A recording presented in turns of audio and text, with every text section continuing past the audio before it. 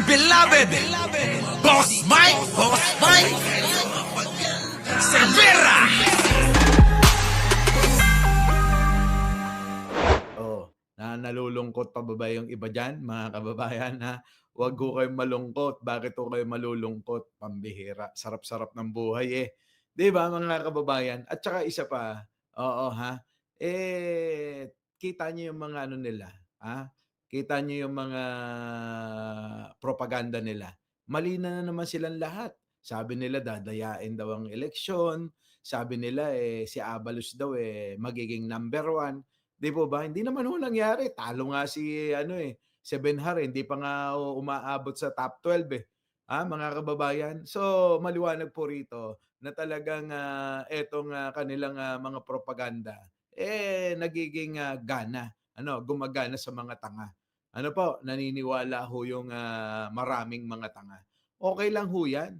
At isa pa, mga kababayan, lamang pa rin naman sa bilang yoong, kandidato ng alyansa na nanalo, 'di po ba? Hindi naman ho tulad nila na ilan lang ho yung nanalo, 3, 4, 'di po ba? Kasama si Imee kung saka-sakali. Mga kababayan, 2 ho sa ano, sa Dilawan, sa Pinklawan. Ano po? Oh, tapos, 6 naman sa alyansa. Oh, anong, masama dun, mga kababayan? Lamang pa rin naman ang alyansa. Kayo talaga, normal lang ho, ano po, normal lang ho sa ano 'yan, sa politika na may nananalo at may natatalo. Oh, 'di ba? Naririnig niyo po ba ako? Hindi, kung hindi nila ako naririnig, malamang, nagreklamo na 'tong mga ito. Maliwanag po ba yung audio, mga kababayan? Paki-comment naman, ano po? Nagkadayaan naman, Boss Mike, o fake, result 'yan. Tanggapin niyo na ho, maniwala ho kayo sa'kin. Lagi ko nga sinasabi, mga kababayan, hindi tayo tulad ng mga DDS na hindi marunong tumanggap ng pagkatalo. Pagkatalo yung iba nating kandidato, ganun talaga, mga kababayan. Yung sasabihin nila, mga kababayan, na wagi na sila diyan. Hindi ho, mga kababayan. Naku, mga kababayan, napakarami pa na mga kaparaanan, 'di ba? Oh, yun Oh, nanalo sila kasi dinaya. Mga kababayan, maiisip nyo rin talaga yung naiisip ng, iba at naiisip ko rin 'yan. Pero, mga kababayan, wala na rin naman mangyayari kung, magiging, ano tayo, mga kababayan, magiging, bitter pa diyan, ano. Hindi tayo magiging bitter diyan. Ulitin ko, hindi ho tayo tulad nila na hindi marunong tumanggap ng pagkatalo. Oh, 'di po ba? Ano ba mangyayari kung ngangawa-ngawa pa tayo diyan? 'Di ba ba? At saka yung ating mga kandidato, abay responsibilidad nila 'yan na bantayan yung kanilang mga boto. 'Di po ba? Tayo tutulong lang tayo, pero hindi natin na responsibilidad na talagang, ipanalo sila. Sila mismo magpanalo sa sarili nila. Tayo ay sumusuporta lang. Gano'n lang ho 'yun, mga kababayan. At saka kita niyo naman, ano, sabi nila, panalo, talagang gusto sila ng tao. Mga kababayan, kung talagang gusto sila ng tao, nasaan si Kibuloy? Bakit, hindi ho man lang, pumalo ng, pang, 20? 'Di po ba? Marami na-disappoint nga, oo, alam ko naman, disappointed lahat yung mga karamihan, ano. Wala, oo. 'Yun, mga kababayan, hayaan niyo na, oo. So, move on at, tuloy ang trabaho ni Pangulo. Ayan, tulad ng, yang bigas, mga kababayan, na pinalaganap nila at, binalita nila yung fake news na ano, mga kababayan, na sabi nila, pang-eleksyon lang 'yan. Kung inyong matatandaan, ating, kinontent 'yan, mga kababayan, na itong, ₱20 na bigas dahil sa kahilingan nila na itigil, no, at, tinugunan naman ng COMELEC 'yan, tinugunan ng, COMELEC 'yan, mga kababayan, na ipatigil. Ano po, dahil nga para hindi daw magamit sa eleksyon. Alam nyo, bilib na bilib nga ako kay Pangulo dito, Sobrang naging, ano siya, patas. Ano po, kung iba-iba lang ho 'yan, mga kababayan, babrasuhin na ho 'yan, Ano po, babrasuhin. Tulad ng mga nagbibintang sa kanya, gano'n ang mga ugali nila.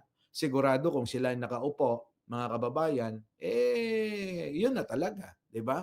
Wala pa result pero ano, sino ba yun? Si Evelyn ano? Si Evelyn, yun na rin 'yan mga kababayan.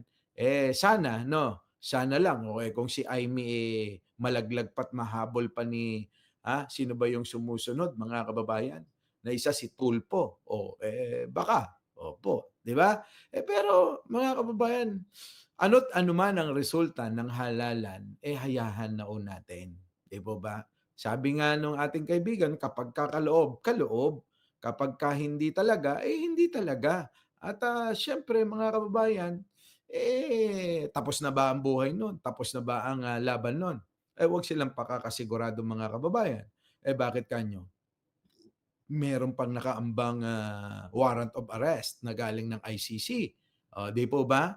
Oh, hindi natin masabi kung ano talaga ang, maaaring, mangyari sa susunod na mga panahon.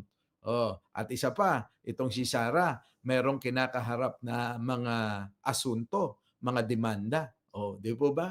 Kaya 'yan ho mga kababayan, hayaan natin gumulong yung gusto ni Pangulong Bongbong Marcos na maayos na proseso.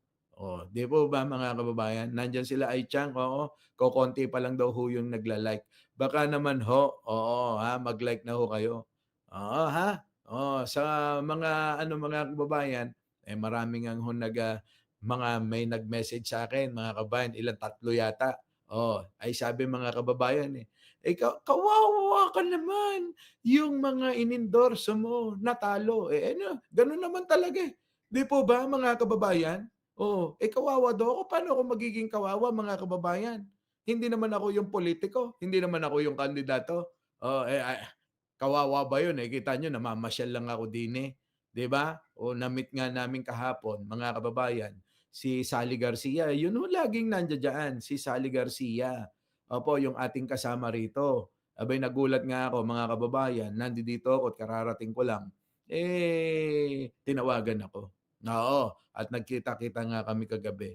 Opo. So yun, nilibre kami ng dinner mga kababayan. Grabe, hindi nga namin maubos-ubos yung mga in-order. 'Di ba ang sarap-sarap ng buhay? O ngayon mga kababayan, tulad ng sinabi ko, anong gagawin natin, sa mga susunod? Madidismaya ba tayo, sa ating, liderato ni Pangulong Bongbong Marcos? Hindi ho kailangan. Bagkus mga kababayan, suportahan pa rin natin tuloy-tuloy. Sino? Si Pangulong Bongbong Marcos. Kita niyo mga kababayan, ngayong araw po ay, pinalaganap na po, natapos na po ang eleksyon, kaya pinalaganap na po ang pagbebenta ng, ₱20 na bigas. 'Di ba? Tuloy-tuloy pa rin sa pagtatrabaho si Pangulong Bongbong Marcos at hindi mawawala yung ating pagsuporta sa kanya. Bagkus mga kababayan, dapat nating pagsikapan pa na yung mga ginagawa ni Pangulong Bongbong Marcos ay ipakita sa maraming tao sapagkat mga kababayan, 'di ba? Marami talagang linlang, 'di ba? Sabi nga sa kanta 'di ba? Napakadali nilang linlangin. Mabigyan lang ng 1,000, 500, 2,000. Mga kababayan, nag-iiba na yung pananaw. So, yun po yung dapat na mabago. Kaya lang, ganun talaga mga kababayan. Wala tayong magagawa do'n. Eto naman mga kababayan, si Aling Buday, malamang ho 'yan mga kababayan ano. Tanggapin pa rin natin na ano, tanggapin pa rin natin na kung kaloob na itong, magiging mga nanalo na senador, gagamitin ang konsensya, Sunshine, thank you naman, 'di ba? Gagamitin nila yung kanilang konsensya sa paghahatol kanino? Kay Sara Duterte, mga kababayan, sigurado na ito, mai-impeach. Ngunit mga kababayan, kung ito, gagamitin yung kanilang, dahil kapartido, kakampi, ano po mga kababayan, wala tayong aasahan na ma-convict si Sara. Ano po? Pero hindi pa rin natin masabi sa mga susunod na panahon kung ano meron talaga diyan, abangan na lang natin, 'di po ba? At saka yung mga nanalo naman, congratulate na lang natin. Kita niyo mga kababayan, sasabihin nila na talagang ano, talaga bang, yun buti pa yung Trabaho Party List nanalo. Oo, congrats sa Trabaho Party List ano. Maraming salamat din po sa mga bumoto sa inyo. Eto mga kababayan, tingnan niyong maigi 'no. Pagkatapos ba nito mga kababayan tapos na ito? Hindi pa ho. Meron pa hong 3 taon na laban si Pangulong Bongbong Marcos. Ulitin ko, ang impeachment trial ni Sara ay kung etong mga senador na mga nanalo ay gagamitin ng konsensya, mga kababayan ayos, 'di ba? Oh. Maigi 'yun at bantayan natin. Sapagkat mga kababayan, ito maglalatagan ng mga ebidensya at makikita ng taong bayan kung ito bang si Sara Buday, mga kababayan, ay merong pagkakasala talaga o itong si Sara walang pagkakasala, sila ho magdedesisyon nun at tayo naman ho ay manonood lamang at maninimbang lang din. 'Di po ba? Kung ano talaga ang katotohanan diyan sa mga inaakusa at mga paratang kay Sara Duterte na hanggang ngayon ho mga kababayan ay hindi pa rin nasasagot ni isa sa mga inaakusa sa kanya. 'Di po ba mga kababayan ko? Kayo, ano sa tingin po ninyo mga kababayan? Makukonvict ba itong makukonvict ba si Sara dito sa sa kanyang gaganaping impeachment trial sa Hulyo, mga kababayan? Nasa mga hinalal nyo yan. Sabi ko nga sa inyo, ang conviction ni Sara Duterte ay sa mga iboboto nating mga kandidato na mga senador. Kung yung kagustuhan ng mas nakakaraming mga Pilipino, wala ho tayong magagawa. Di po ba? Ngayon, ulitin ko ulit, kung eto namang mga nahihalal ay titingin talaga at maninimbang doon sa mga ebidensya, yun po, ginawa nila yung kanilang tungkulin. Di po ba?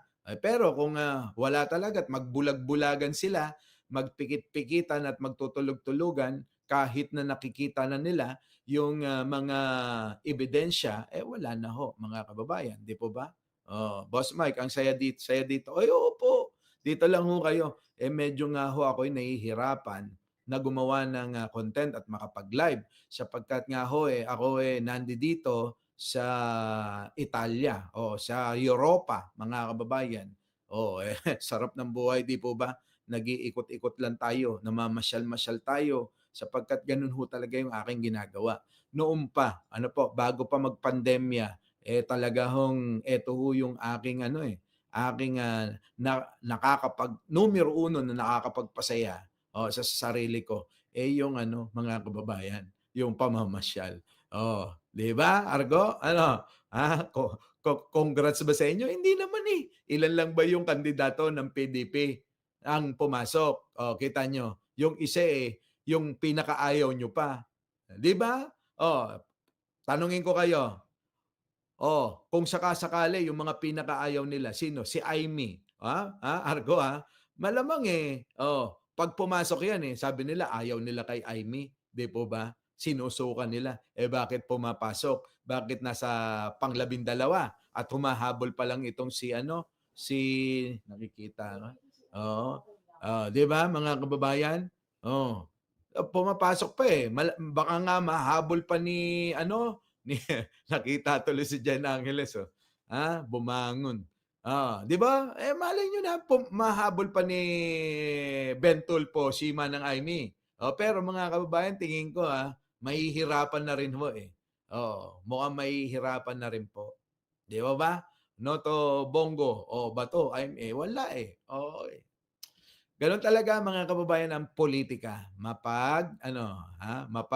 laro. Kung totoo nanalo ngayon, accept nyo na lang. Gano'n naman Charlie Whiskey dapat meron bang hindi gano'n sa atin? Hindi naman kita nyo, ang hindi lang naman marunong tumanggap diyan sino? Yung kampo ni Duterte. Wala namang iba.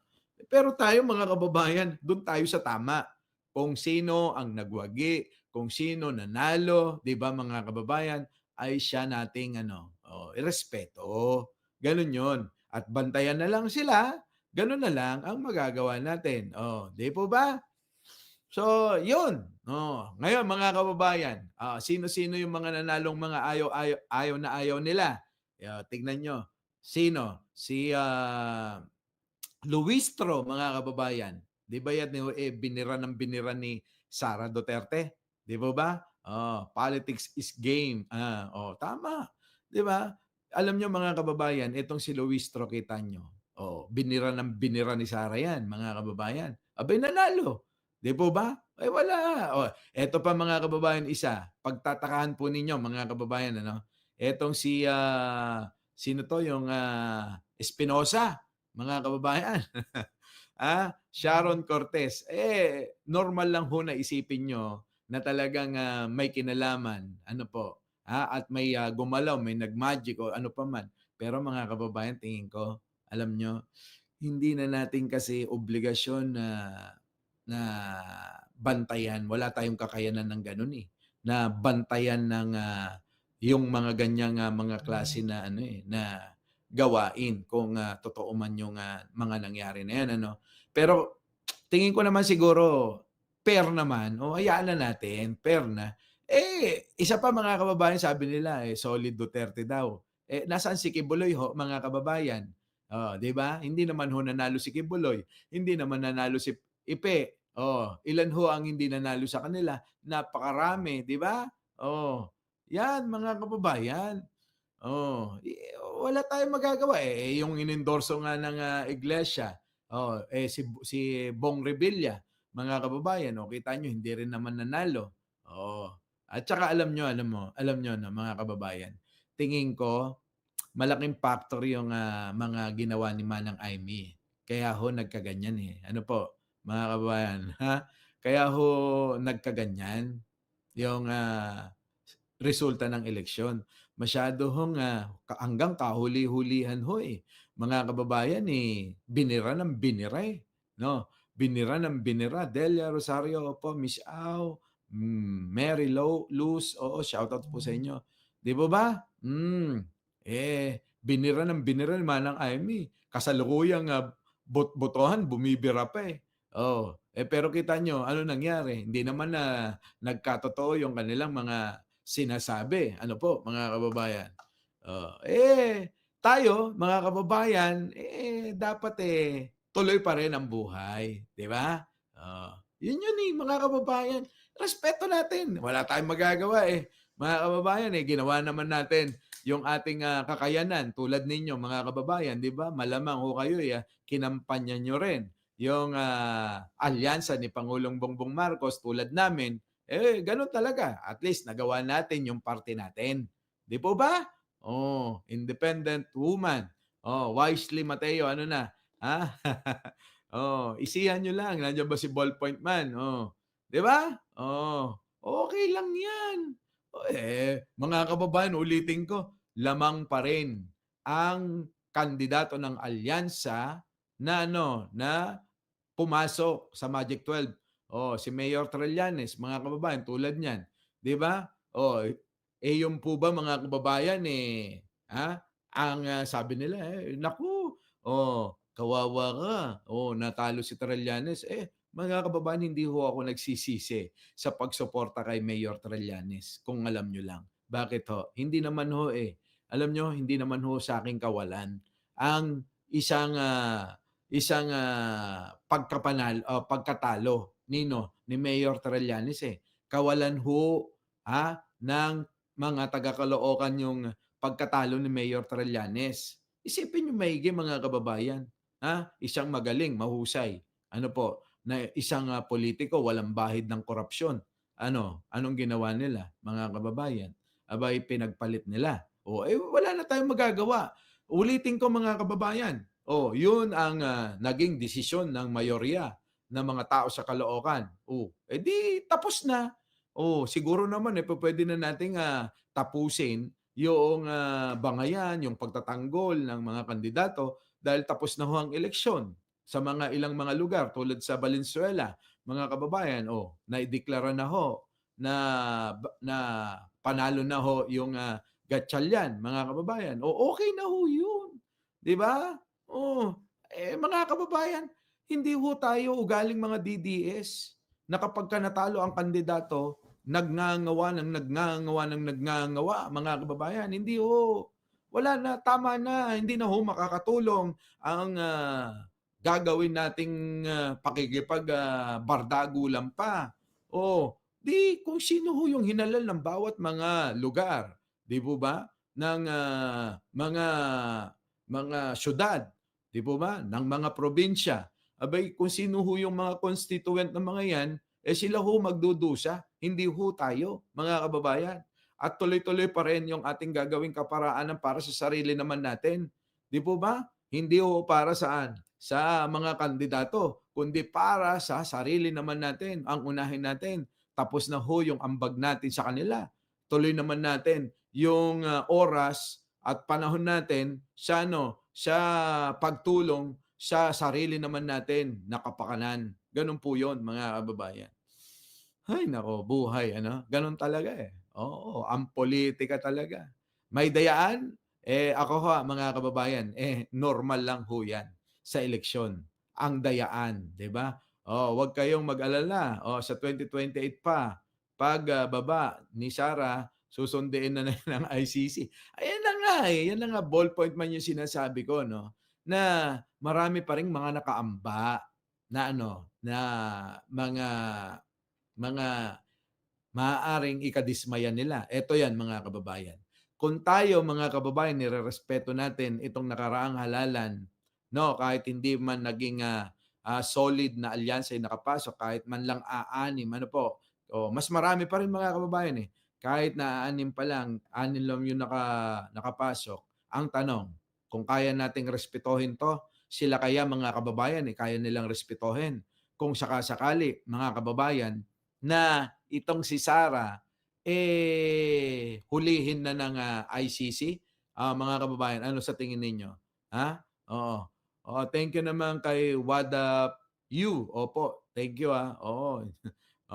Thank you po. Ayun, mga kababayan. Sa tingin ninyo, kaya-kaya nila na tanggapin naman, kaya-kaya nilang irespeto etong mga bagay-bagay na umiiral at naaayon naman sa batas. Di po ba? Kay digong na lang mga kababayan, hindi nila kinayang tanggapin paano pa kaya kung etong sila Bongo, sila Batot, sila Sara, at alam nyo naman na nasabi na rin natin yan at narinig natin sa balita na kasama sila sa listahan. Ang tanong mga kababayan, matatanggap ba kaya nila? Di ba? Kaya yon mga kababayan, ipakita natin sa mga kababayan natin na tayo, marunong tayong rumispeto, kaya sana sila rin marunong rumispeto kung sakasakali na itong sila Sara, sila Bato, sila Bongo ay dakpin ng Interpol at dalin sa ICC. Di po ba? Yan mga kababayan. Bakit? Kung alam nyo mga kababayan, kung talagang si Pangulong Bongbong Marcos ay tunay na loko-loko, ay tunay na wala sa wasto ang pag-iisip mga kababayan. Aero TV, thank you naman. Mga kababayan, binraso niya na yan. Di po ba? Pwedeng brasuhin ni Pangulong Bongbong Marcos lahat yan. At palabasin na panalo lahat ang kanyang mga inendorso, ang kanyang mga kaalyado. Di po ba mga kababayan? Sa alyansa, yung kanyang kandidato sa alyansa. Di po ba? Pero hindi ho Hindi ho ginawa ni Pangulong Bongbong Marcos yung gawain ng iba. Hindi ginawa ni Pangulong Bongbong Marcos yung ginawa sa kanya noong 2016 election. Anong ginawa kay Pangulong Bongbong Marcos, mga kababayan? Di po ba? Alam naman natin yan na hindi ko po binabalikan na dahil may gusto kong pasakitan liliwanagin ko. Anong ginawa nila kay Pangulong Bongbong Marcos? Mga kababayan talagang sabi nga ni Pinoy, gagawin ko ang lahat. Hindi lang makabalik ang mga Marcos ulit. Kita nyo ano nangyari mga kababayan ng 2016. Hindi po ba't napakaliwanag na dinaya? Pero mga kababayan, ang Pangulo'y naka-move on na. Kaya sinasabi ko sa inyo, hindi ko to binabalikan para manumbat o ano paman. Kung hindi, mga kababayan, gusto ko lang ipaliwanag kung anong klaseng kaugalian, kung anong ugali meron si Pangulong Bongbong Marcos. Di po ba? Hindi siya nagtatanim ng sama ng loob. At ang gusto niya lagi, kung ano yung tama, kung ano yung nararapat, at kung ano yung naaayon sa batas, ay yun talaga, yun yung kanyang gustong mangyari at masunod. Di po ba? Wala ho siya, mga kababayan, nung kahit na anong pait eh. Opo eh. Eh kung yan, sabi nga ni Pangulo, mga kababayan, eh kung yan ang kagustuhan ng mga tao, eh wala tayong magagawa.